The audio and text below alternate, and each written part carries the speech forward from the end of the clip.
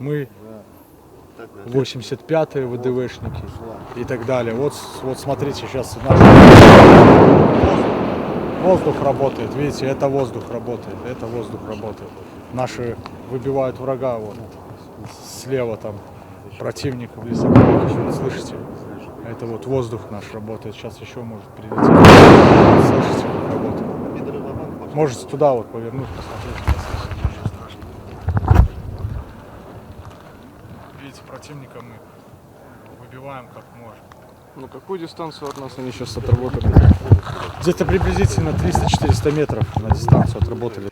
I'm Patrick Lancaster, and right now we're with Russian special forces, and we're going to document them going to take Ukrainian positions in the Kursk region of Russia. These are positions and cities, towns that Ukraine invaded, made an incursion onto Kursk, Russia, and now these Russian special forces are going out to set out to take these positions and towns back tonight. We're going to be with them, documenting it for you, because you deserve more than what the Western mainstream media is showing you. Let's go. I'm Patrick Lancaster, and right now we are with Russian forces heading towards the Kursk front line, and we're going to be showing you all the information on the ground as possible. We're showing you what the Western mainstream media won't show you.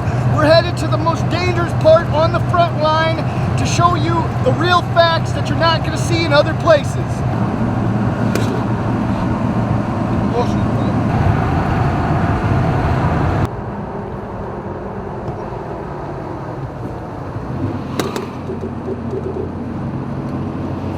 Можно сказать, где мы едем сейчас?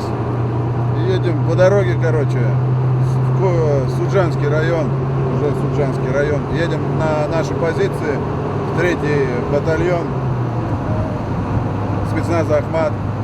Посмотрим сейчас, как обстановка. Там сегодня накаты были с той стороны, и с нашей, и с их. Противник наступает. Сейчас посмотрим, поработаем с чего-нибудь ночью. На месте доберемся, там разберемся. Все нормально, американец. Можно сказать, это Зелоний, что это? Тут. Это, короче, дрон-детектор. Когда зеленый, нормально. Если красным горит, значит, короче, что-то в небе летит. Пока нормально все.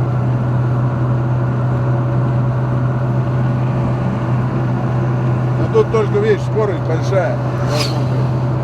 Вот видишь человек, вот он едет. Видел в машине, он стоит на УАЗике, у них скорость маленькая, он стоит в небо, смотрит с автоматом. Или с ружьем, но этот с автоматом, чтобы сбивать дроны. У нас стоять негде, мы поэтому на большой скорости проезжаем.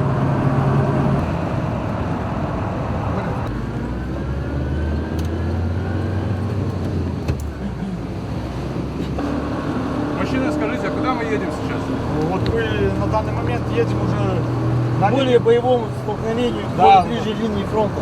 Противнику уже, ближе к противнику ездим, где работают непосредственно наши группы, штурмовые, также артиллерийские батареи работают, арта, да, Фото, все работает. и FPV, да, БПЛА. Сегодня какая-то ночная задача будет у ваших Да, подразделений? сегодня у нас стоит ночная задача, да, есть разведка боя называется. Мы мало она самая интересная, там были и наши позиции, потом противника позиции, сейчас тоже с дронным спором, понятно. Ну, есть информация, что противник опять находится на этих позициях. Да. Нам необходимо запрыгнуть, закрепиться, дождаться выбить противника оттуда. Да. Противник как себя ведет? Противник достойно еще дальше бьется. Да. Противник достойно бьется. Уже не первый год с ними бьемся. Как бы. Да, 3-й год уже пошел, как с ним. Только уже противник оказался на нашей земле.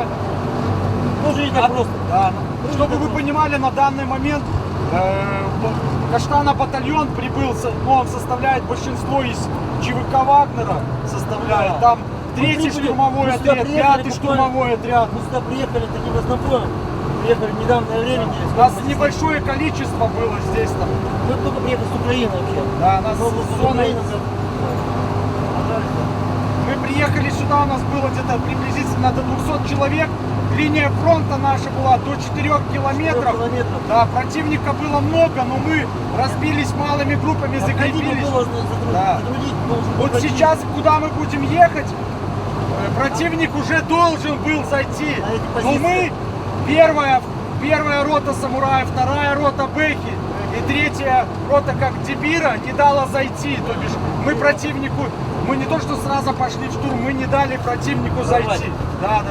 Вторая рота РТГР наша, тактическая рота, то бишь Бэхина, она заняла хорошую позицию, билась с противником. Также выбило много противника. То бишь, а сейчас мы уже закрепились и малыми группами пытаемся дальше противника выбивать отсюда. Противник думал, что зайдет до Курска, но у него не получилось дойти до Курска, потому что прибыл батальон Каштана, а это батальон Каштана, это в основном ЧВК Вагнер, 5-й штурмовой отряд, 3-й штурмовой отряд, 6-й, кто-то 15-й штурмовой отряд. И мы, то бишь, выбили противника, противник с такими вот глазами. Также вторая тактическая рота Бэхи, именно Бэхи взяла сразу противника. И живым мы уже знали, где что противник. Ну и сейчас мы будем противника выбивать дальше, будем гнать его на свою территорию, У противника большие потери после столкновения с вами? Да. Были у нас ночные 6 накатов на нас. У нас стояло парней только 12 человек, я вам скажу, мы отбили 6 накатов противника. Да, вопросов не было, там не было у нас техники. Техника противника работала на удаленности. Где-то до километра била нас минометами в основном. И плюс работала пушка. Там, Брэдли работала. Раскидывала. Большой калибр там. Потерялся на кадрах за этим? Сейчас мы удержали противника, закрепились и будем толкаться. Дальше будем толкаться. А вот за эти накаты, когда 12 человек удержало, сколько противник потерял? Противник где-то потерял, Они своих не достают, мы не считаем. да, там до 50-60. Это, то бишь, я за свои там где-то говорю. Я не знаю, сколько именно тактической второй РТГР роте у Бэхи, но я думаю, что противника больше 100 точно, если на весь батальон поделить, мы выбили. И противник, то бишь, сюда не пошел, они начали скапливаться. Деревни Нечаева также. У нас, я вам хочу заметить, артиллерия, наша артиллерия отработала по Нечаеву, то бишь противник убежал. И теперь Нечаево под нами. И сейчас мы будем идти дальше. Наши контрбатареи, именно минометные, также Д-30, Д-20, там, Гвоздика, они выбивают противника, да. Сейчас еще батареи минометные, также артиллерийские, большие дудки выставляются, и мы будем противника плотностью огня давить. Также сейчас... На самом деле тут серьезно замечается веселуха такая. Да. Прям много чего. Прям противник сейчас достойно точно пор. Наемников, иностранцев встречали каких-нибудь? Наемники были, да. Да, поляки там были, да. Поляки были, да. Американцы прячутся у нас пока что в этом. В Суджи, ну ничего. Скоро мы будем в Суджи, и там встретим американцев. Это Forward Observation Group, который, да? Да, совершенно правильно. А как вообще поляки в бою себя показывают? Ну как, достойно, все достойно воюют. Сюда как бы зашли непростые люди, вы же понимаете. Они понимали, на какую землю идут. Но они думали расслабить украинский фронт. Но я вам скажу, что им не удалось. Конечно. Не удалось. ЧВК Вагнер и может поработать и там, соответственно, и здесь. Мы сейчас, конечно, не ЧВК Вагнер, мы с Апти работаем, Akhmat спецназ, я вам хочу сказать. Апти нас достойно встретил в Ахмате спецназе, нас обеспечил, то бишь, и сам командир наш Апти, как бы я вам скажу, что он всегда с нами, везде рядом. Это как бы достойно, и нас это, как вам сказать, нам хочется работать дальше, когда командиры большие здесь с нами, рядом, поняли, да? А добрые традиции компании удается сохранять? Конечно. Конечно, в первую По-другому очередь. никак. В первую И благодаря также, я хочу заметить, генералу Апти эти традиции сохраняются, он также нас поддерживает в этих традициях. И благодаря этим традициям и жестким нашим дисциплинам мы дальше продолжаем воевать. Как бы, также наш командир батальона Каштан также держит батальон в дисциплине. У нас свой устав, как бы, мы работаем. И будем работать дальше.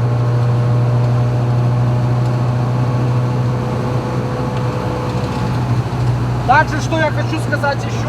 А где ручка, братан? Хочу сказать еще, что вам... Когда мы зашли в эти деревня и так далее, и другие, я вам скажу, что люди нас встретили достойно. Чтобы вы понимали, сейчас мы едем на медицинской буханке. Это с приюта, то бишь люди нам оставили. Да, директор приюта приехал, сказал, парни, держите, да. Ну да, у нас бывают там какие-то проблемы с логистикой, что-то. Но без этого, везде с машины там. Ну, нормально так. Люди здесь от всего относятся. Да, встречают, покушать дают. Ну вообще достойно, все достойно. А можете свои позывные назвать? Позывной Агалу и Бриад. Еще раз.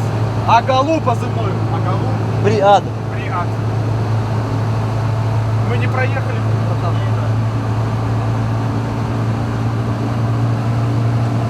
Сейчас вы будете видеть по дороге сожженные машины, да, это когда заходили, противник нас пытался здесь остановить.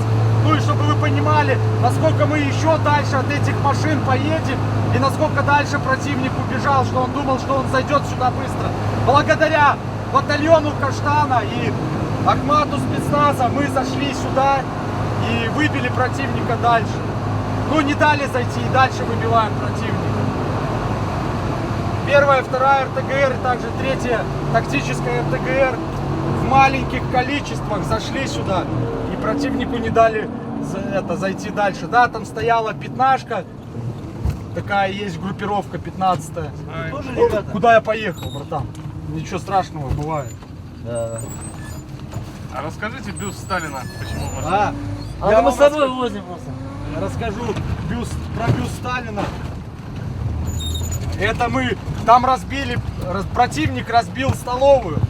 Столовую разбил, короче. Зашли в столовую. Мы зашли в столовую. Все разбито кругом. А Да, Сталин жив а остался. Сталин жив. Да, могут выскочить в любой момент ДРГ группы, чтобы вы понимали. Так уже сталкивались, уничтожали противника. Сейчас ДРГ меньше работает или больше? Да, меньше, потому что они знают, что кто сюда пришел. Сюда пришел Ахмат спецназ, а они знают, что в Ахмате спецназе в основном ребята с ЧВК, они сейчас это знают, понимаете? А они с нами встречались там и знают, на что мы способны, понимаете? Мы стоим обычно до Талова, до конца. Мы не боимся попасть в Алькала. Даже если заметили, у меня на машине написано «Мы лучшие в аду», понимаете? Лучшие в аду.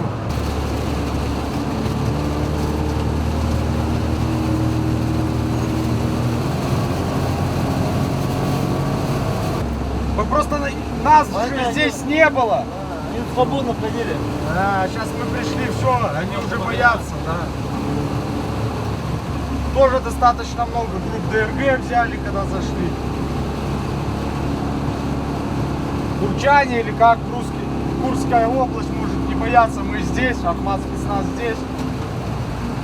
Бывшие сотрудники ЧВК здесь. И дальше никуда противник наш не пойдет.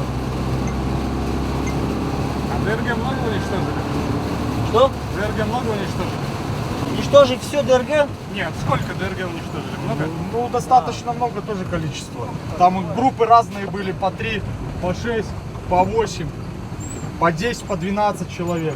Парни задерживали где-то, еще что-то. Правда, что они по нашей форме шуруют иногда? Да. Вот так мы и задерживали, мы же видели сразу, что не наш. Мы своих издалека увидели.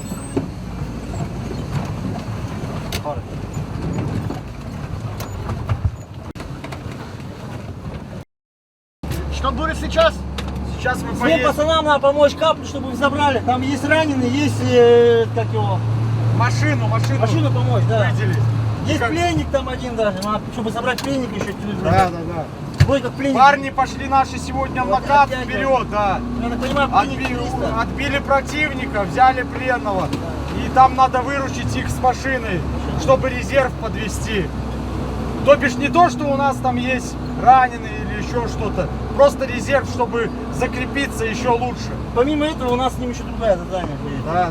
А мы сейчас поможем это Им по-быстрому. поможем, И еще на поедем, и поедем на наше задание. Мы поедем уже более действительно в боевую обстановку, да, где уже реально стреляют. И мы будем ждать в определенном месте своего выхода. Выхода, времени. Да, да, да. Противник часто в плен сдается? Что? Противники, да, конечно, также сдаются в плен. Что рассказывают?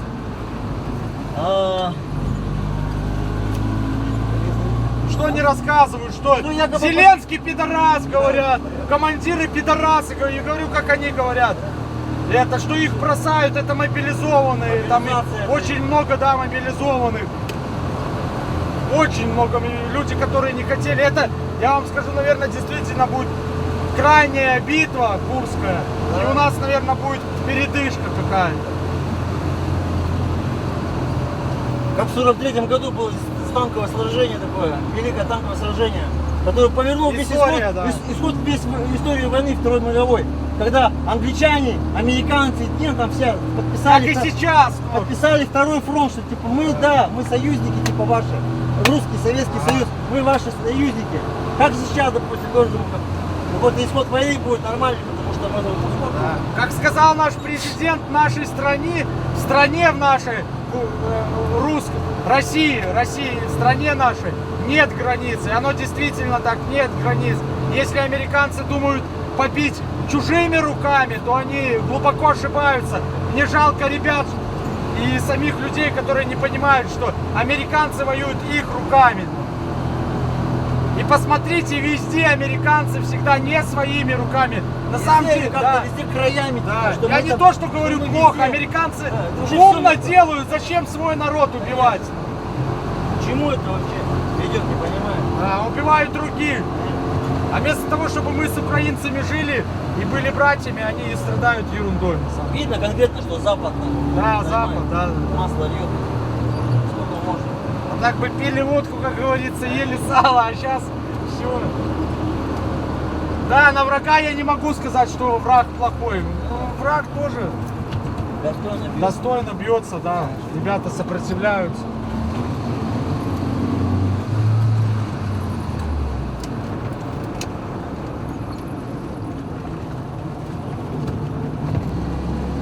Легенда о Галу, легенда о Галу. Пусто все готовы будут, да. Что? Здесь приблизительно желтая зона Ну противника. да, здесь такая. Вроде тихо, а вроде нет. Туда-сюда. Сколько до противника расстояние отсюда? Метров 5, наверное, Да, 6-5 километров до противника. А мы подъедем на какую примерно? Мы на самый контакт Не, мы вообще подъедем. подъедем нормально, там. на Да, линию фронта не дойдем. да, там будем вообще сидеть от противника 700 метров. Ждать своего выхода. А противник там закрепился где-то или как? Да, Ну, ну, есть у него там. да, ну, сегодня он будет выбит. И позиции будут наши. По-другому никак. Есть понимание, сколько их там сидит? 6-5 человек. Да, да, да. А, вы А может быть еще там сзади у них резерв еще. Как-то противник тоже молчит уже который день. Что-то может, как бы у них там что-нибудь началось, как бы мы друг на друга не столкнулись. Что-нибудь такое не случилось. хоть уничтожали уже? Да, уничтожали и Брэдли, и БМП их, и эти там Пушку. казаки их. Пушку сожгли. Пушку мы 155-ю, наши FPV-шники, ребята, уничтожили. Также у нас минометная батарея уничтожила много противника, который пытался закрепиться у нас в лесах. Но этот Пока не противник... снимайте. Вот это, чтобы вы понимали, это пехотинцы штурмовые, Akhmat спецназ. То бишь мы не используем при штурмах обозначение Ахмата спецназа. Мы и так, когда занимаем противника позицию, чтобы вы понимали, мы поднимаем флаги Ахмата. Также, соответственно, свои конторские мы флаги также поднимаем. То бишь сейчас вот личный состав на сборе, у каждого повернись. РДшка, в РДшке у нас собрано, чтобы вы могли посмотреть. Вот, чтобы вы поняли, парни идут с БК, то бишь берут с собой, чтобы вы понимали, что мы не врем, мы откроем. С пулями, для чего это делают, сразу с цинка они разбирают, чтобы было потом удобнее заряжать свои магазины. Это как у нас парень первоход. Да, вот. Парень первоход, чтобы вы понимали, он немножко не понимает, как правильно где-то собрать, но мы подсказываем и так далее и тому подобное. Соответственно, поворачиваюсь. Аптечка. Где аптечка твоя? Вот она. Да, первый эшелон, второй эшелон. Также с собой, вы видите, воду берем. Здесь также у него полностью подсумки магазинов забиты. Поворачиваюсь дальше. Поднимаю руку. Здесь магазины. То бишь минимум у них по 15-12 магазинов. Это минимум. Так вообще у штурмовика 18 магазинов. Плюс с собой тройное БК, чтобы вы понимали. Да? Тройное БК это у нас составляет там, почти, грубо говоря, ящик, чтобы вы понимали. Соответственно, это вот пехотинцы, это у нас ПКшник, это пулеметчик. То бишь он, благодаря ему мы тоже будем где-то двигаться. Но если он будет двигаться неправильно, он умрет. Мы всегда об этом говорим. То бишь пулеметчик отработал, сразу же ушел на другую позицию. Почему? Потому что туда сразу начинают прилеты. Противник у нас серьезный.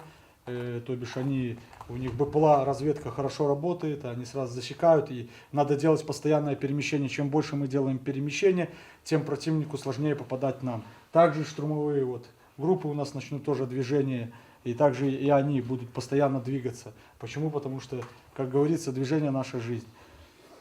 Что еще такого рассказать? В принципе, все у нас ребята. На сегодня у нас задача, чтобы вы понимали, противник, то бишь, стоит на лесополке, и нам надо будет сейчас противника выбить с этой лесополки, занять эту позицию. Почему? Потому что там высота, противник стоит на высоте, мы чуть-чуть ниже стоим.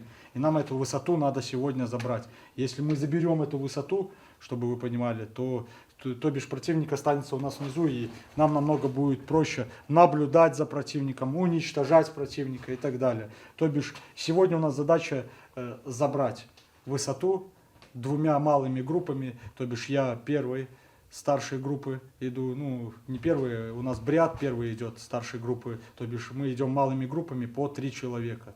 По 3 человека. Первая тройка, то бишь она заходит, это сегодня будет называться разведка боем, то бишь мы разведываем местность, а так, почему называется разведка боем? Потому что мы знаем, что противник находится на этой местности, и это называется разведка боем. Это даже не штурм. До штурма еще далеко. На штурм ходит как минимум 12 человек, как вы понимаете. А это разведка боем будет сегодня двумя малыми группами. Может даже так получится, что ребята заскочат одной группой малой. Затем придут окопщики наши, тероборона, займут позицию. А дальше наши ребята, штурмовики, откатятся назад и пойдут. Что? Где Тайсон? Все здесь, наше. Да. Все, давайте, сейчас мы грузимся, сумки собираем, грузимся в буханку. Да. И дальше продолжаем.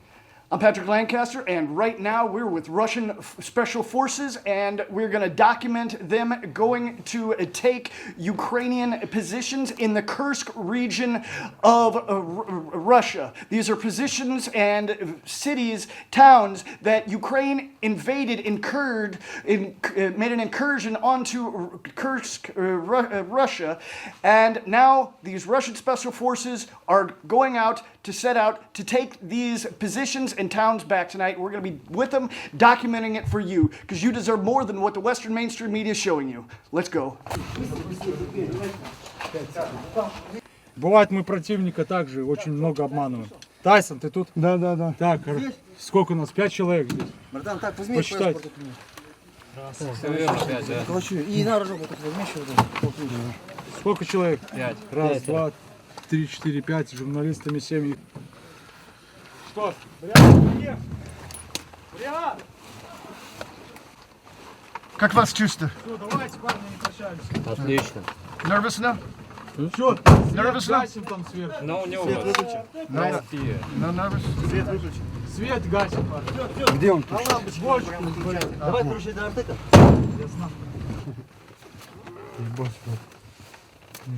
Сейчас еще сделаем.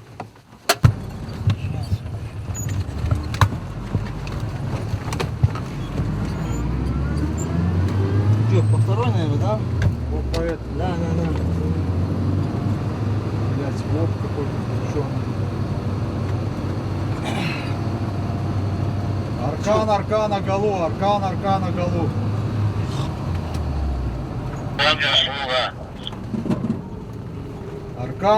голу.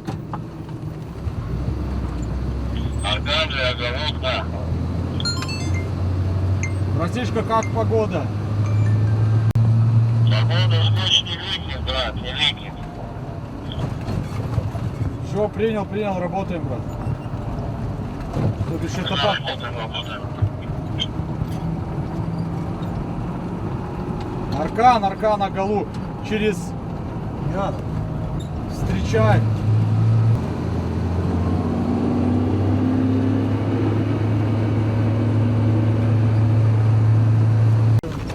Фронтал. Здесь уже красная зона. Ну да, тут уже частенько бывает ДРГшники выбегают. Они пристраиваются, значит, там как-то такой бой навязать, у них особо такого не получается боя тоже. And right now, we're going to document the Russian Special Forces assaulting the Ukrainian positions in the Kursk region of Она будет Russia. выскакивать, A lot to получается, come. посередине, между этим трупом, где в машине труп есть, понял, и вот этой, это еще одно такое наблюдаю. Это возможен ДРГ рядом здесь. Да. Тут уже мы можем всех встретить. ДРГшника, это все красная зона, видите. По полям уже есть. Чтобы вы понимали, что, видите, у нас все бойцы универсальные, чтобы вы понимали, мы тоже вот, там, я командир отделения, там, а сам за рулем нахожусь. Потому что мы все не универсальные. Надо, я буду... Я зам командира взвода вообще. Да. И впереди тоже все бегали. В чем наша слава компании была? То, что нас учили быть не универсальными. Мы все должны были уметь. То, что мы сейчас передаем Ахмату, и Akhmat как бы это принимает.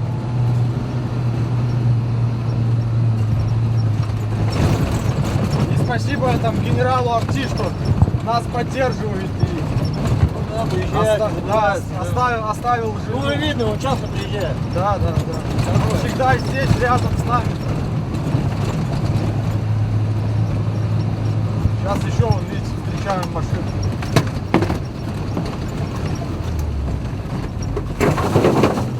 Это союзник, дурак, катается.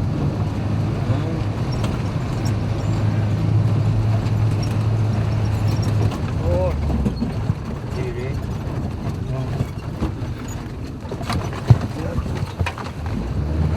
Не швели пополам, камикадзе не бывает, никакая.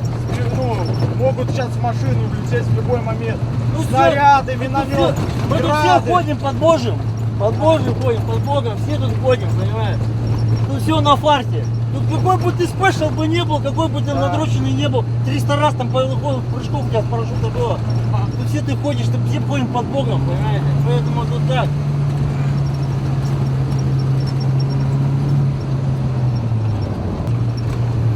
Что это был? Выход. Взрыв, да, Это выход. выход был. Все, ну, чтобы вы понимали, вот фронт, все.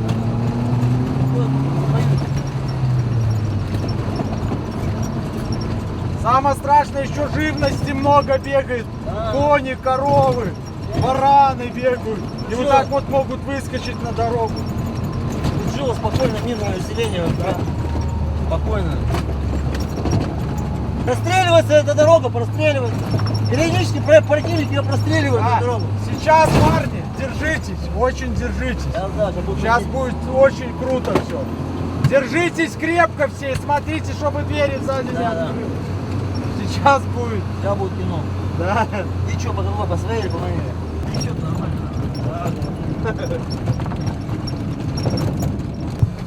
Проверь. Ну, я знаю, но прямо. Да. Тут главное. Кочки есть. Все, погнал. И чуть-чуть левее, брат. Сейчас еще догонять. Я знаю. Сейчас сколько еще будет, да?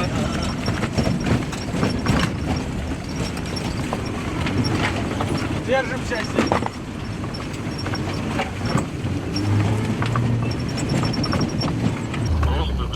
Ебали нахуй отсюда бегу, блядь. Блядь, дура тупая. Ебаная корова, блядь. Погнали. Пар, висит. Ладно, ходим быстрее. Там сумку мою, смотри, не забирай.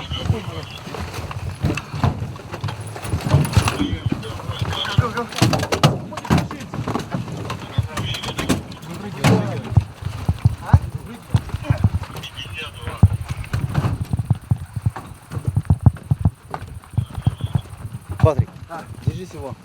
Ты держись его. Так, где еще? Я сырым, да? Да, да, Миша, играйте. Все вышли? Кто щелкает, блядь? А? Кто щелкает?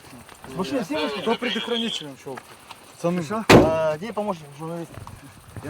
Миша, играйте. а где рюкзак мой? Там остался. Вот он, вот он, Миша, вот он, грейпфрут. на, держи. Миша где? Где, брат? Все, Миша здесь. Миша, вот. Пошли.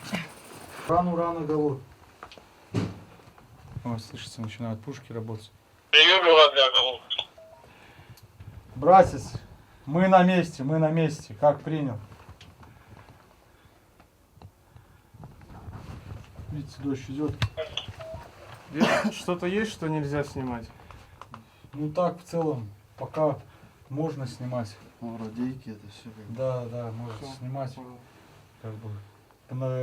Вы находитесь пока вот здесь с ребятами в укрытии. Угу. Почему? Потому что там небезопасно находиться. Здесь вот вы видите, в каком мы подвале. Ребята подготовили.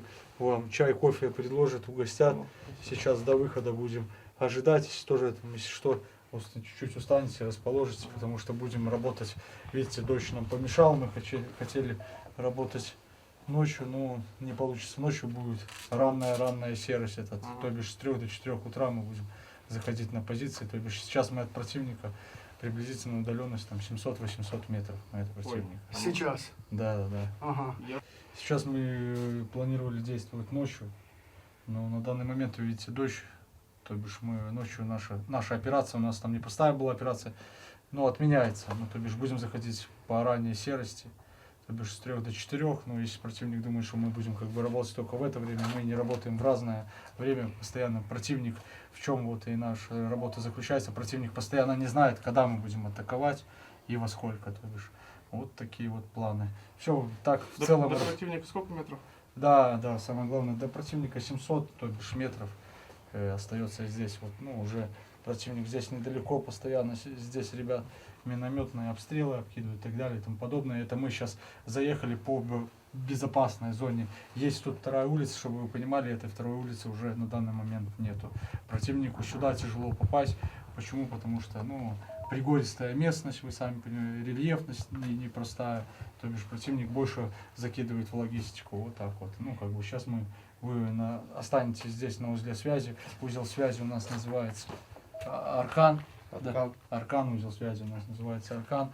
Вот парни, это связисты наши, одни из лучших связистов, как бы они не только связисты, они и техники, они не только техники, они и также, чтобы вы понимали, и штурмовики, и также, если надо будет работать на каких-то видах там, оружия, то бишь пулемет, РПГ, то парни отработают это без проблем. Как бы даже если надо будет, то и на орудии сможем отработать, на миномете 82-м, на АГС, там это уже артиллерийское оружие идет. Как бы и на нем, если мы у противника заберем, то мы сможем работать. Почему? Потому что в основном ребята у нас все с компании, как я вам говорил и повторюсь, у нас как бы компании все постоянно умели на всем работать, универсальные. Как бы и Каштан у нас тоже командир, он сам бывший ЧВК Вагнер с конторы, как бы. И как бы у нас такие правила, и здесь вот благодаря Апти, опять же Апти, это нас поддерживает, как бы Апти постоянно и в наших правилах, и постоянно ему нравятся наши правила и наши действия, как мы заходим и как мы быстро действуем. Все, парни, располагайтесь. Один вопрос. Да. На 3 утра, когда вы будете работать, мы... Тоже пойдете? Да? Да, будете вместе с нами работать, то бишь мы вот, когда время Чи настанет, у нас время Чи, то вы с нами выходите вместе, мы пойдем вместе на позиции, вы посмотрите, как работают ребята, как мы будем заходить на позиции, как это все непросто, как ребята пойдут разведкой боя, как бы такой назовем маленький штурм у нас сегодня будет, как бы вот, а одна группа это группа получается бриада, а вторая группа это группа Агалу будет работать. Вот такими малыми группами мы будем сегодня работать, то бишь может даже такое получиться, как бы моя группа это резервная группа получается, мы то бишь сначала идет впереди бриада группа идет, если там что-то не получается, то соответственно подключаюсь я, вторая группа, как бы, вот такие вот дела. Ну, И все туда. еще один вопрос. Это Иган мы видели там, когда мы... Как это, что это? Это разведка боем будет. Это разведка местности. Мы будем забирать лесополку у противника и занимать высоту. Иган, Да, мы да, видели высоту Иган. будем, да. Он видел вспышку, когда мы ехали. А, это что это было? Это были выходы противника. Не, когда мы тут, недалеко, fire. We saw fire Огонь. down the road. Там, чтобы вы поняли, это противник жжет наши позиции, дома и так далее, чтобы у нас было меньше укрытий. Но он ошибается, мы умеем вкапываться, умеем туннели рыть и так далее. И тому подобное. All right. So as you see, we're here at the safest location we could be for the time being until the assault starts. We're waiting for further information on when we're going to go forward and how we're going to go forward, but it seems like it's going to be around 3 or 4 in the morning. And now we're just going to relax, have a tea, maybe coffee, and just see what happens next. Уран Курску.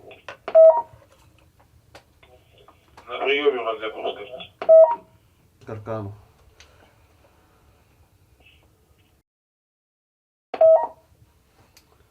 Сколько как принял я Аркан?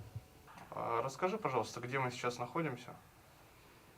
Мы находимся в Курской области, в подразделении Ахмат, батальон Каштана. А можешь назвать свой позывной и должность? Позывной у меня русский, сам я не русский. Вот. Должность у меня сейчас связист. А почему такой позывной? Долгая история, не знаю, надо рассказывать, не надо. В Армении меня русским называли, скажем так. Вот. Ну, скажем, как сказать, с пренебрежением, что ли. Вот, там русских не особо, русскоговорящим. А здесь как бы лучше русские, пускай меня русским называют. А почему ты пришел на СВО? Ну, первая моя цель — это гражданство. Вот. А вторая, скажем так, патриотические взгляды. Родился и вырос я в Москве. Вот. А так и не отдал долг, скажем так, родине. Ну, то есть ты родился и вырос в Москве, но при этом у тебя нет российского гражданства. Да. Как у тебя служба проходит? Расскажи, чем ты занимаешься. Служба у меня проходит хорошо. Вот. Всем есть какие-то маленькие проблемы, но в целом я попал в отличное подразделение с хорошим коллективом, с хорошим составом командирским. Вот. А расскажи, чем ты на гражданке занимался? На гражданке я фрезеровщик, в типографии работал. Вот. Музыкой занимался и стрейкболом. А какой музыкой можешь поподробнее рассказать? Ну, у меня, скажем так, первый опыт был в группе Нити. Там я клавишником был. Потом диджеем в стиле дип-хаус, даб-техно, электроника, в общем. Вот. То есть, получается, ты бывший музыкант, который попал в коллектив бывших музыкантов. Да, есть такое. А как же песня Каспера «Музыкантов бывших не бывает»? Ну, я не буду бывшим, я еще после службы углублюсь. Мне сама музыка нравится. Ты тем более с музыкантами работал вообще. Тебе нравится коллектив, в котором ты работаешь? Очень.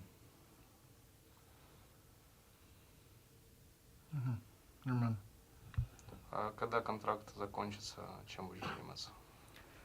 То же самое, наверное. Пойду работать на завод фрезеровщиком. Ну, конечно же, музыка. Это самое главное. Музыка — это мой антидепрессант. Вот. И стрейкболом. Может, еще чем-нибудь. Фотографии. После участия в настоящих боевых действиях интерес к стрейкболу не пропал еще? Наоборот, больше появился, потому что здесь страйкбол страйкболом, но война — это все-таки другая штука. Движение и, скажем так, работа в коллективе, а в страйкболе такого нету. Вот. И я уверен, что если в команду обратно попаду, то наша команда будет, наверное, самой лучшей. А до того, как стать связистом, на каких должностях успел поработать? На БПЛА на FPV, Mavic, на штурмовиком, рэп. То есть ты, можно сказать, значительное количество основных специальностей прошел уже. Да, освоил. да. А когда работал на птицах, были пораженные цели у тебя какие-то интересные? Ну, к сожалению, нет, но результаты были, скажем так. Расскажи, пожалуйста, как с гражданством сейчас обстоят дела у тебя? Гражданство я уже получил официально. Я гражданин России. Какие чувства были, когда красный паспорт выдали? Ну, без гражданства я издалека зайду, без гражданства у меня были руки связаны. А сейчас не то, что руки развязались, а еще крылья появились. All right, so as you saw, we're in a safer place, as we said. Got a little bit of instruction from some of the soldiers on how serious it is when we leave here, and as we knew how serious it was coming here. As far as the active drones that are just swarming the skies here, we can hear explosions now.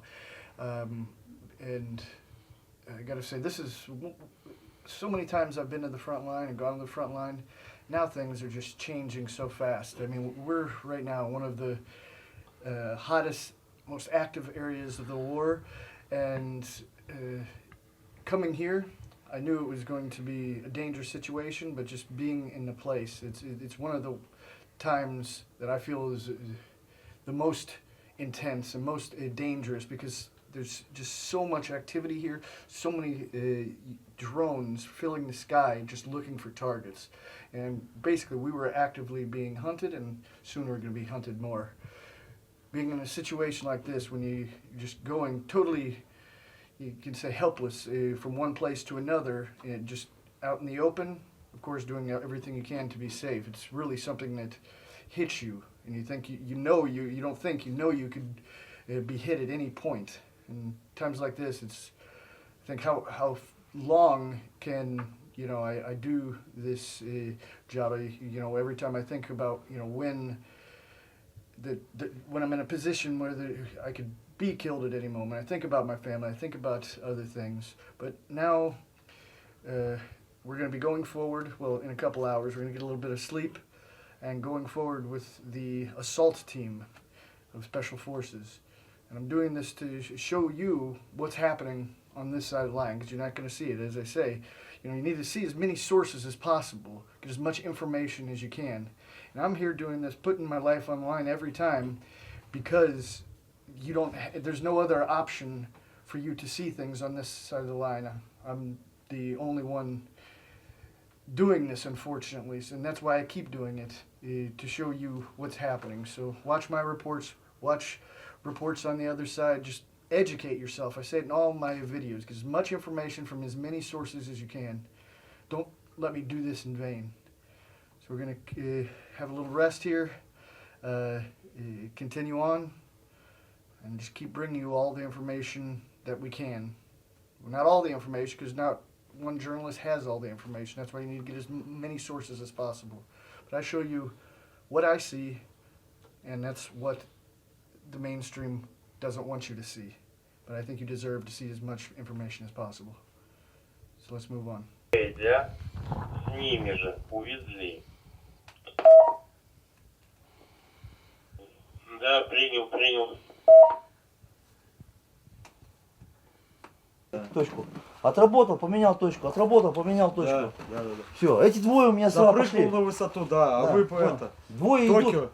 Двое одной, идут. нахуй, ваты не катайте, и Тайсон, пошли потихоньку, все нахуй, движение, ты нахуй на высоте, если тебе крикнул, брат, поработал, ушел, Всё. поработал. Ниже голову, допустим, если Да. ору ниже голову, я достаю, блядь, РПГ нахуй, либо трубу, Да, или и башенная труба. Но я буду выбегать в левый фланг, постараюсь в поле, Да. чтобы нахуй, ну, потому что я буду ебашить с леса нахуй, они начнут косить вас нахуй, я буду вытекать в поле, в край фланга, отработать, постараюсь граник отхуярить. Ты на нас себя, попилить. если что, огонь переноси, чуть-чуть назад оттягивайся, не иди, блядь, ни к бриаду, ни к пацанам, Да, чтобы, назад, блядь, назад. минометка, нахуй, Чуть-чуть. по ним не начала работать, это все, нахуй, а так все, парни, давайте. Все, не с Богом, очкуем, что? нахуй, ну. Зачем Давайте, на память, братан. Можно пару слов? Да. Что вы сделаете сейчас? Мы сейчас собираемся нападать, забирать свою высоту. Получается, там Да, у противника. такая высота. Сделать разведку 200. местности и разведку боем будем проводить. Мы Без будем, техники, без ничего, малыми группами будем заходить на Вот. высоту и заберем высоту. Птичка будет лететь высоко.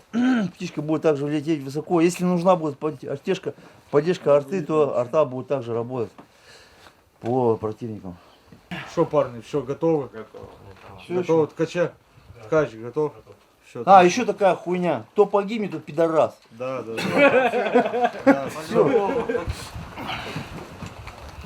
Все, давай. главное, я забыл. Так, калашмат мой, да?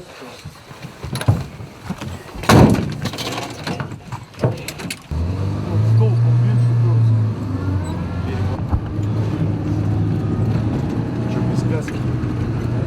А? Да. Нормально.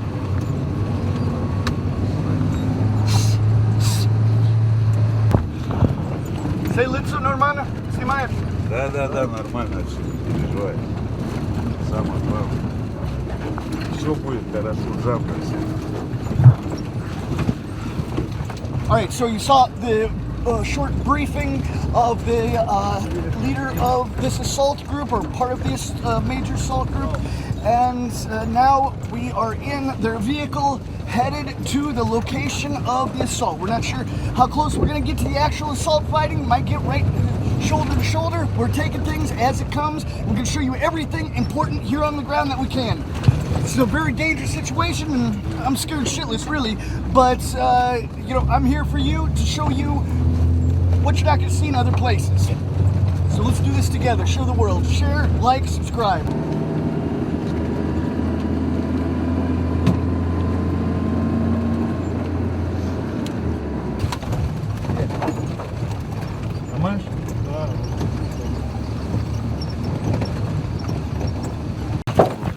Totem?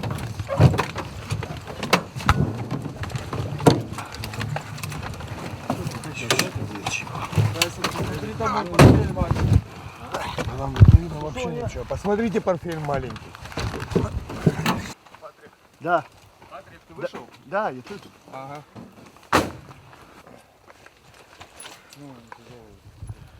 Можно сказать, что мы сделали сейчас?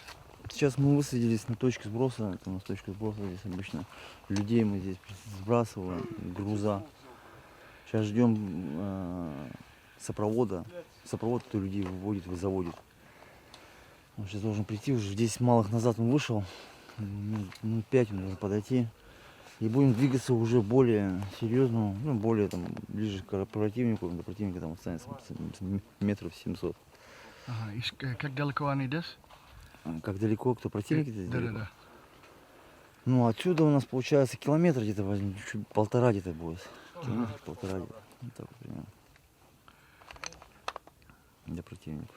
All right, so we've arrived at the meeting position of the teams, the assault teams, and right now, as we heard, we're told the Ukrainian forces are 1 to a kilometer and a half, somewhere like that, and near us, and we're going to be going to the next position, 700. Кто ушел с балалайкой? Тихо, парни.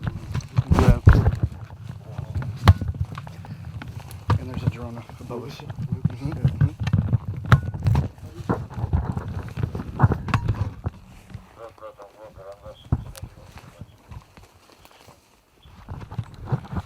Кто конкретно с балалайкой ушел? Они без балалайки убежали. Here, drone. Птичка полетела. Это они? Это противнику.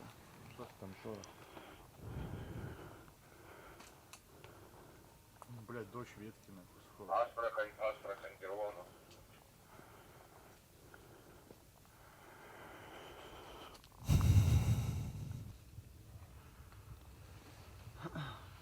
So the drone has passed. Now we're waiting on the second assault team.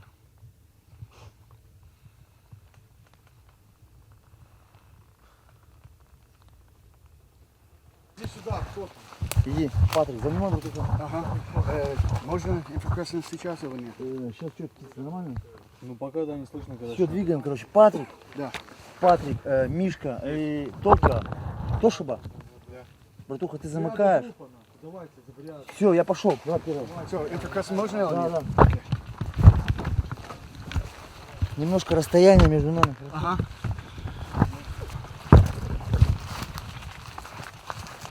Мы наверху.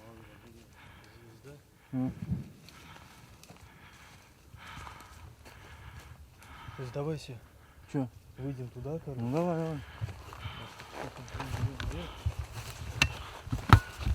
Какая задача сейчас у вас предстоит? Задача у нас, не сказать, что простая, она самая вот такая вот, блядь, петушиная и опасная задача. У нас будет сейчас разведка местности.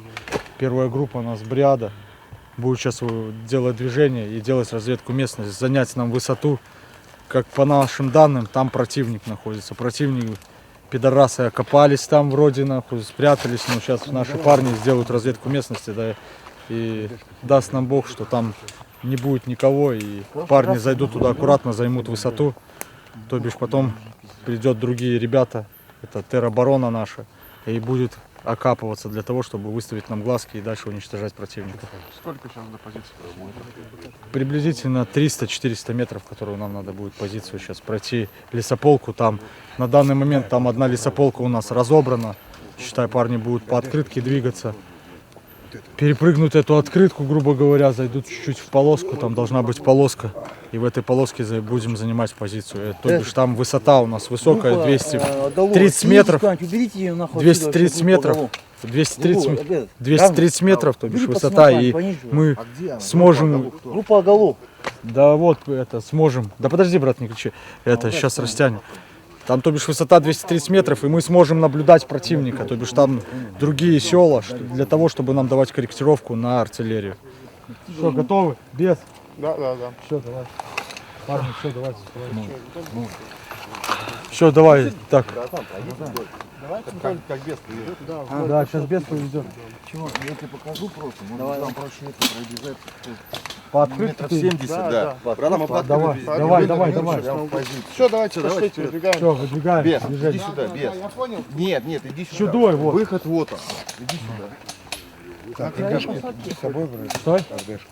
Ну-ка, блядь, право-лево, нахуй, посмотреть. Это, Токио, тебе если удобно с рюкзаком, то пиздуй с рюкзаком, если нет, то скидывай. Да пролез, блядь, братан, где мы только не пролазим, вспомнил. Бля, где поставить? Что? Вон кинь, вон туда.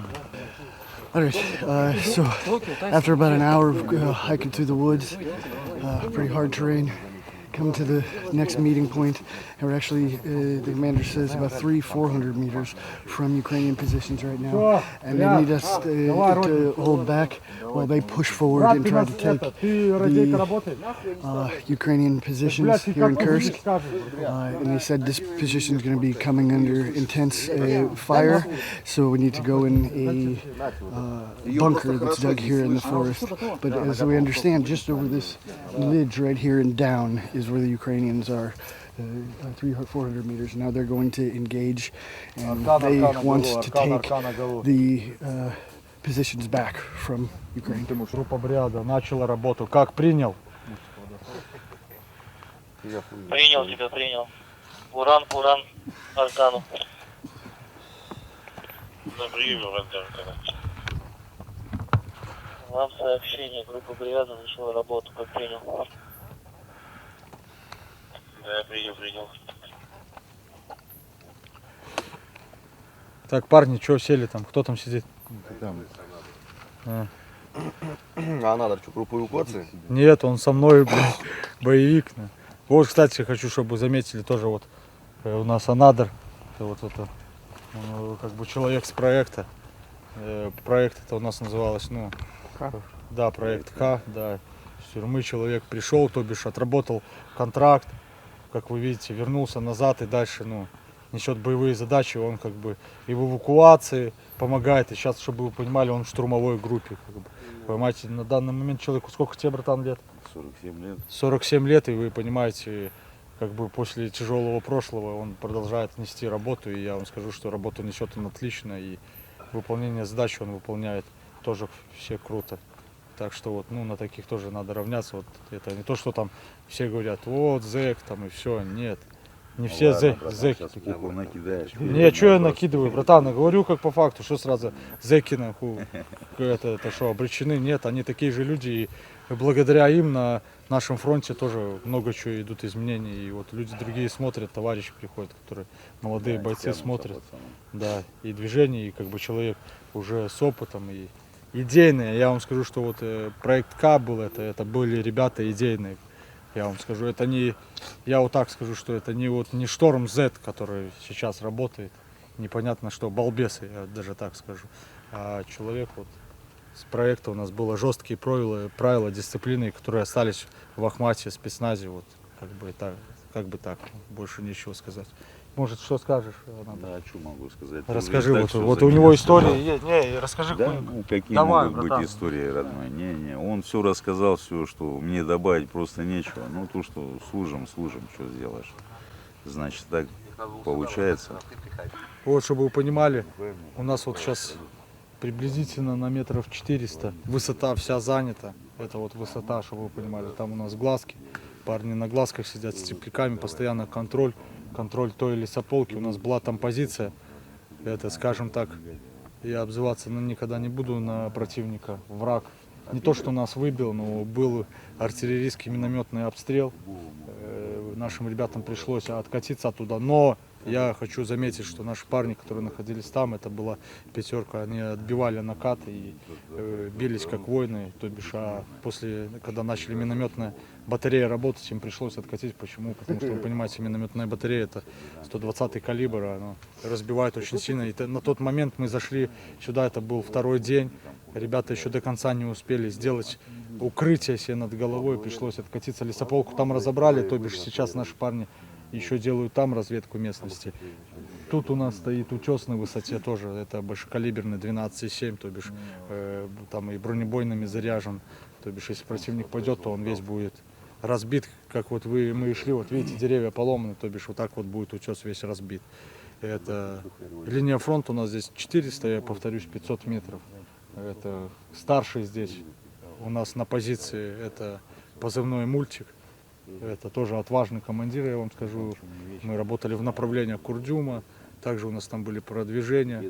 И единственные мы с Ахмата спецназ, а именно батальон Каштана, который, когда мы были, я вам такую историю расскажу тоже про Курдюм. Это направление уже украинское, это бахмутское направление, туда за Бахмутом. И у нас было такое, что парни были без воды. 2 недели они пили воду с лужи пили воду. И именно Ахмат, спецназ, а именно батальон Каштана был обнаружен колодец, чтобы вы понимали. И это там как бы гидрант такой пожарный раньше. В старину у нас в советское время делали такие гидранты, получается, как колодцы, поняли? И оттуда пожарники приезжали, шланг вкидывали, набирали воду. Как оказалось, вода хорошая, медики проверили. И потом, чтобы вы понимали, весь фронт, Курдюмовский, весь фронт питался. Это 177-е морпехи, то бишь вот мы, 85-е ВДВшники и так далее. Вот смотрите, сейчас воздух работает, видите, это воздух работает. Наши выбивают врага, вот слева там противника в лесополосе, вот слышите? Это вот воздух наш работает, сейчас еще может прилететь. Слышите, как работает? Можете туда вот повернуть, посмотреть. Видите, противника мы выбиваем как можем. На какую дистанцию от нас они сейчас отработали? Где-то приблизительно 300-400 метров на дистанцию отработали. Там в лесопосадке, там 2-я тактическая рота у нас толкается. У них продвижение очень хорошее. То бишь, и также ими было и выбито и с Нечаева. Освободили Нечаева деревню. И дальше мы пошли уже там и так далее. А мы чуть-чуть немножко в другом направлении. Как бы наше направление, я извиняюсь, что не говорю на данный момент, сами понимаете. Мы можем назвать район какой-то? Суджанский, Кореневский или как вот? Суджанский район. будем вот так говорить. И В Суджанском районе мы. А вот на этой позиции противник сильно активен? Что делает? Да, ну, активен, ну, всегда пытается пустить в разведку боем, вот как наши сейчас ребята пошли, да. Вот так же и противник пускает сюда разведку боем, то бишь от 6 до 12 человек они пускают сюда людей, пытаются прорваться, но наши вот ребята не дают. Сколько вы, Горнул, было, когда на вас накатывали? 6 накатов было, да? Да. 6 вот накатов, парня. Расскажите, как накаты отбивали? Тяжело было? Да, интервью. Как тяжело. Сначала отрабатывал планом минометы. Ну, работала плотно. Плотно арта работала, очень плотно. Уран, Чайковскому. Как минимум по 30 зарядов на нас выходило. Потом пытались столкнуться, отбивали всех. А какой численностью противник шел? Уран, Ну, порядок тройками они шли, тройками заходили, Да, пытались разбивались. тройками. Клинами вот так вот, поняли, шли. Пытались в круговую взять и так далее. То бишь вот сейчас у нас ребята пошли, чтобы вы поняли. У нас немножко нам не хватает, может это кто-то увидит, это интервью, еще что-то.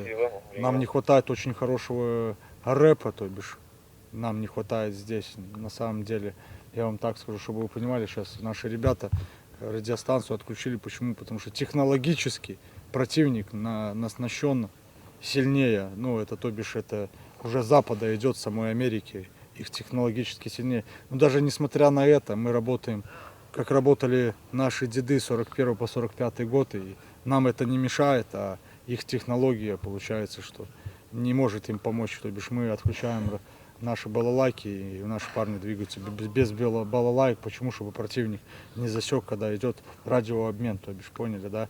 Противник, когда Возвращаются сколько? Сколько их возвращается? Все? Давай внимательно смотреть. Это они обратно, да? Там, да, может, малая группа идет назад, возвращается. Вот я же вам говорю, что такая ситуация. Была разведка местности с высоты. То бишь посмотрели, показалось, что там противник. Ну, потому что противник оттуда, поняли, наступал. И противник мог закрепиться там. И вот нам надо было сейчас сделать. Вот день назад были накаты, поняли, и как противник показалось, что закрепился там. Он мог закрепиться там. Это, ну, и вот мы сейчас вот это сделали разведку местности. Вот сейчас некоторые парни возвращаются. Сейчас будем узнавать, что, как, чего. Они нам сейчас расскажут, что там есть, что там видно. Был там противник, не было и так далее. А вот эти вот 6 накатов какими силами здесь держали? Чтобы вы понимали, силами мы держали, чтобы вы понимали, парни, 12 человек у меня было. 12 человек, и с 12 один раненый был, 300-й, то бишь. И мы отбили 6 накатов противника живой силы, и шло приблизительно до 50 человек на 12 человек. Это то, что говорят украинцы, там, что украинцы бьют одного на 3, нет.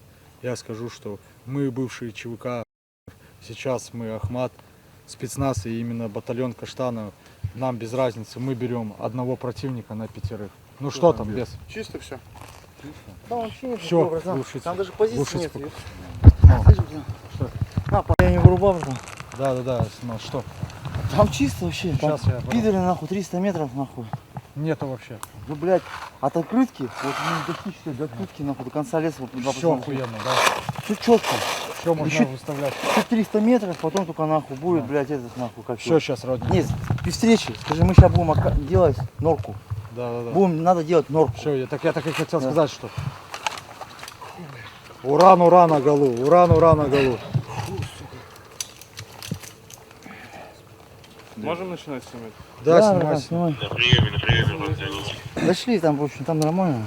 Братец, это, передай информацию на 33-го, информацию на 33-го. Работу сделали. Делать норку. Будем делать норку. Как принял. Последняя часть прошла, последняя часть не прошла. Работу сделали, братан. Будем делать норку, будем там делать норку. Работу провели, все отлично. Как принял. Там, сука, еще Принял. дерево горит. Мы такие хуярим. Хуяк, костер, думаю, да ну нахуй, думаю. Хуя там сидят, чиферят, думаю. Да, вот чтобы вы понимали, Да. поработала наша артиллерия перед тем, как Да. зайти нашим ребятам, я вам скажу, у нас отличная артиллерия, именно командиры четкие корректировку дают это. Чётко там, Да. Они перед тем, чтобы идти нашим ребятам, они обработали всю лесопосадку. Даже ночью у нас работает батарея минометная, также стволка работает. Они зачистили, вот, что сейчас вы видели, как ребята, да, наши сделали разведку местности, ну, в течение, скажем так, 30 минут, правильно, да. Все, ребята вот вернулись с разведки, все нормально, сейчас будет заходить туда группа малая, закрепляться, то бишь высота чистая, мы сейчас закрепляем там 2 карандашей, ну это 2 бойцов закрепляем, то бишь и у нас будут свои глазки, то бишь противник еще не сможет пройти сюда, а мы отсюда будем потихонечку переходить дальше, ну поняли, да, ближе подходить, так что вот так вот. Можете пройтись еще с ребятами пообщаться, если интересно по позициям. Горнул, проведи вот Патрика, если Патрику интересно, давайте, Патрик, пройдемся, вот. Да. Я пошел на ту позицию сегодня. Давай.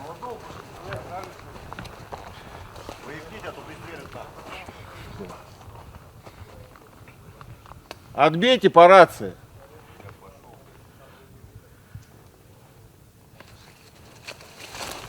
Вот одна из наших позиций, ребята держат оборону.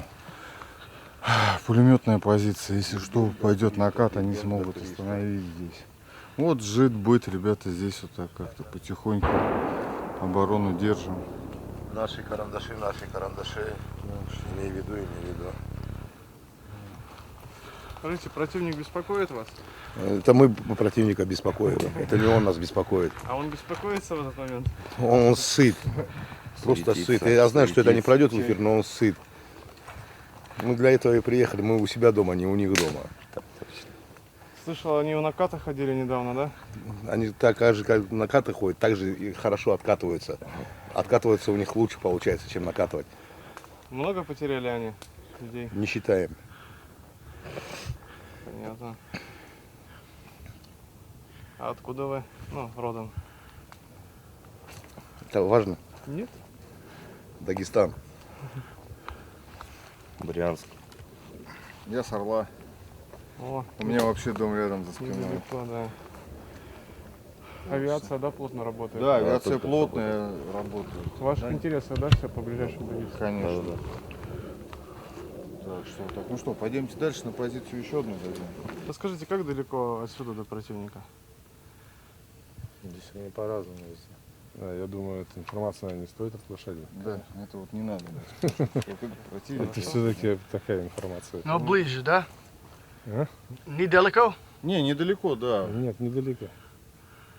В пределах полета пули. Накаты ходят? Ой, все бывает. Парни стесняются, так что. Да. Ну вот, смотрите, вот, грубо говоря, вот наша позиция, вот держим также оборону, так же, как и везде. Так что парни бравые, назад не сдадут, будем идти вперед. Вот град работает. Что это? Град. По нам? Вот работает, понижаем горизонт.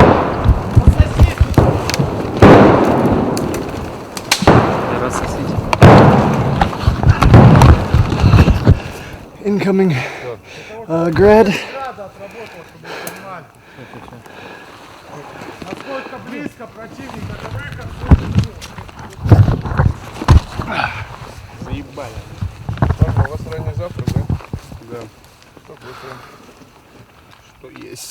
Тушенку, чай. Здорово, ребята. Тушенка из сгущенкой, да? Здорово. И как, нормально усваивается? Нормально. Patrick. Здрасте, Миша. Ебать, ночью хуйня какая-то. Ветки начали падать, я думал, перестрелка. Я, блядь, в трусах выскочил за РПГ, нахуй, побежал. Стреляет. Как вы думал, как далеко они падают? Не очень далеко. Сколько метров? Ну, с километра они где-то. Вот сейчас отработал Километр где-то два, километр. Километр полтора где-то так. Туда, и где это падает здесь? Ну, падает вот тут недалеко. Ну, Вот сколько? с краю посадки. Ну, метров 700, Метров 800. 700. 500, да. У нас там тоже позиции, скорее всего, пальнули пацаны. А, это где мы только был? Нет, там не 700 метров, там по 300 метров 300. А, 300. Нет, там дальше еще уходит. Парня, можно огонечек? Да, конечно. Я свою гречку посеял. Спасибо большое. Хоть не курю, блядь. Не куришь, не кури. Ну, не начало, это пиздец. А я не... Вы откуда? Из Иванова. Да? Я с Рязани. Да? Да. Захарова. Владивосток. Ого, далеко. 9000 километров отсюда. Ага. Классно. 1/4 земного шара. Ага. И сколько лет? 26. Вы? 36. 20. 20. Ага. По дому скучаете? Конечно. Ну, конечно. Как не Уже, скучать блядь, по дому? 6-й месяц пошел. Вот. Можно хочешь сказать семья что-нибудь? Мама, папа, дети. Нет, офицеры. Всем привет. Скоро вернемся. Побед будет за нами. Жена, мама. Люблю всем сердцем, обязательно вернусь, я обещал.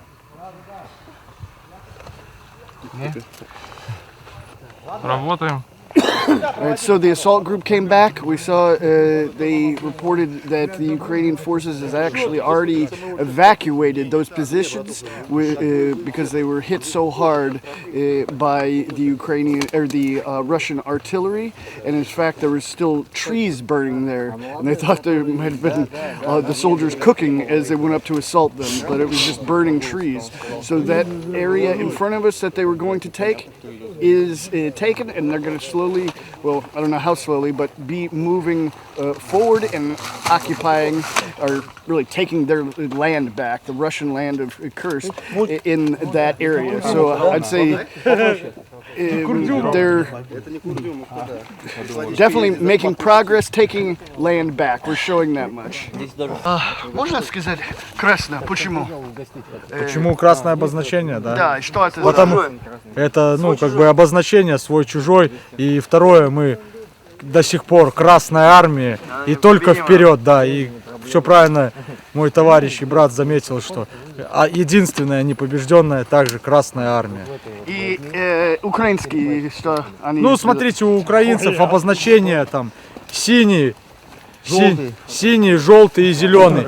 Синие это у них идут наемники, в основном всегда заматываются. Желтые это ВСУшники, то бишь солдаты Министерства обороны Украины, это вот, я по-русски говорю. Зеленые это тероборона, то бишь это те, которых они потом заталкивают на позиции, те, которые люди закапываются и держат оборону. Вот так вот. И что будет сейчас? Что сейчас у нас? Сейчас вот парни вернулись с разведки, разведку мы провели местности. Даже больше, чем мы думали, мы сделали задачу. Противника там не обнаружено. Да, противник еще дальше. Да, как я вам скажу, наша артиллерия поработала очень хорошо, выбила, так что мы никуда не втыкнулись с противником в бой. Сейчас у нас ребята будут заходить на эту позицию, окапываться, выставлять глазки, выставлять пулеметный расчет, чтобы противник, если захочет пойти дальше, он не сможет зайти. Вот так вот. Сейчас займем оборону, через несколько дней дальше еще будем толкаться. Сейчас просто проработала арта у нас. Перед этим работала арта интенсивно, нормально. Да, перед тем, как мы ехать сюда, работала арта. И это град, это вот это был противника град, работал по нам. А до этого слышали, тоже прилет был. Это уже авиация у нас работала. Да, авиация в ту сторону. Это была русская авиация? Да, это русская авиация, конечно. Работала, да, тоже, конечно.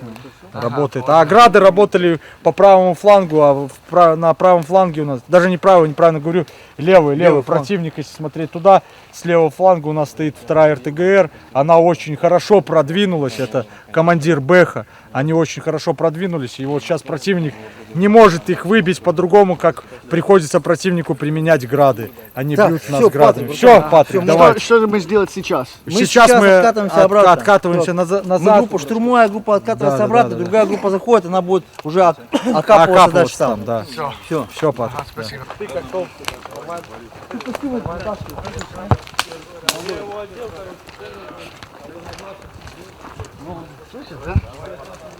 Мультик! Мультик! Мультик! Все, давай, братан! Давайте все!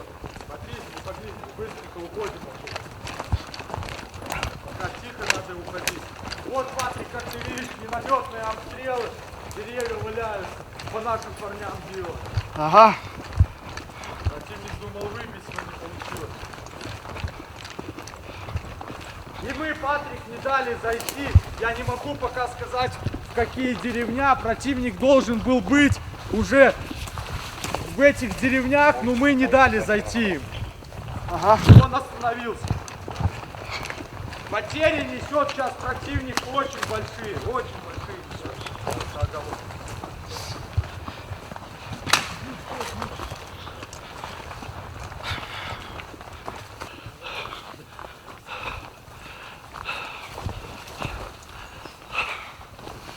Позывной у него молодой. Вот он первоход у нас. Первоход, так мы называем. Первый Молодой. раз пришел на войну.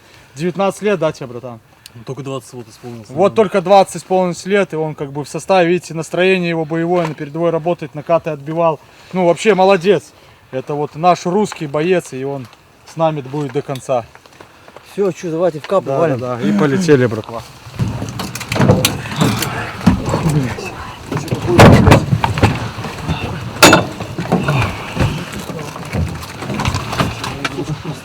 Что такое, а?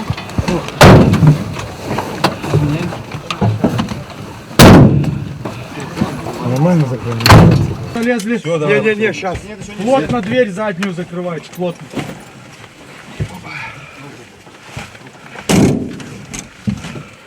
Видел, Патрик, видел, как мы работаем. Мы, считай, без фар, видел, сколько мы проехали. Мы постоянно стараемся двигаться без фар. На что противнику тяжело нас вычислить. Ага. Противник думает, что мы будем двигаться с фарами, но мы двигаемся. Это вот наше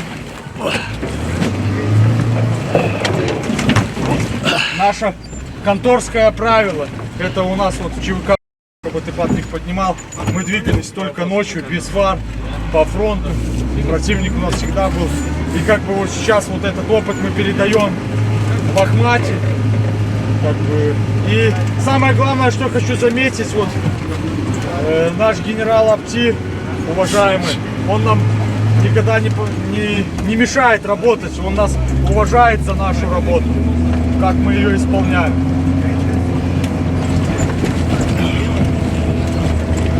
Как вообще воздух включили.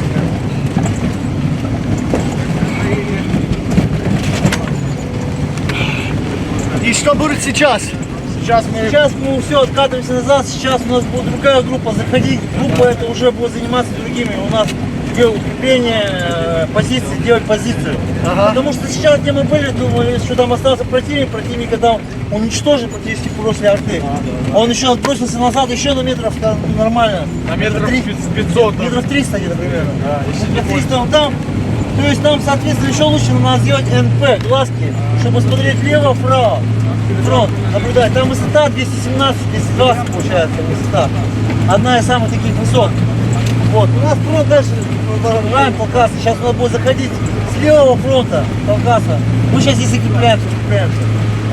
Думали, сейчас будет бой, но боя не происходило. Не произошло ничего. Но это нормально, это бывает. Бывает раз на раз не бывает. Бывает сталкиваемся с противником. Поэтому что я говорю.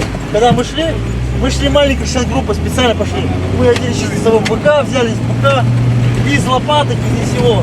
Да. Все, мы зашли, смотрим, так тихо, мы даже ушли, мы пришли туда незамеченно, ушли туда незамеченно. То есть мы там эту позицию, по сути говоря, не спалили. Они там свои трупы так и оставили, трупы так не лежат. Работа была скрытная. Скрытная, все аккуратненько, мы сходили, все. Сейчас нам надо будет окрепиться, окопаться, ну и дальше продолжать бой. Был труп там. Трупы были, только они были дальше еще, считаю.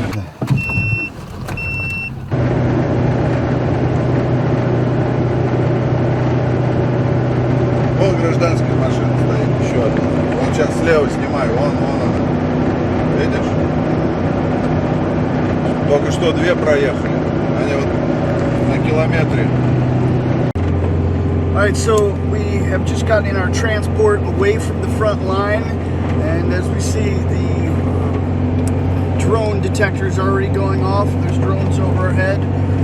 Hopefully, we can end the report here, and no events happen on the road out of the front line. So leave you with that. Got a lot of information today. Going to have this full extended report plus 4 other small reports showing you the facts.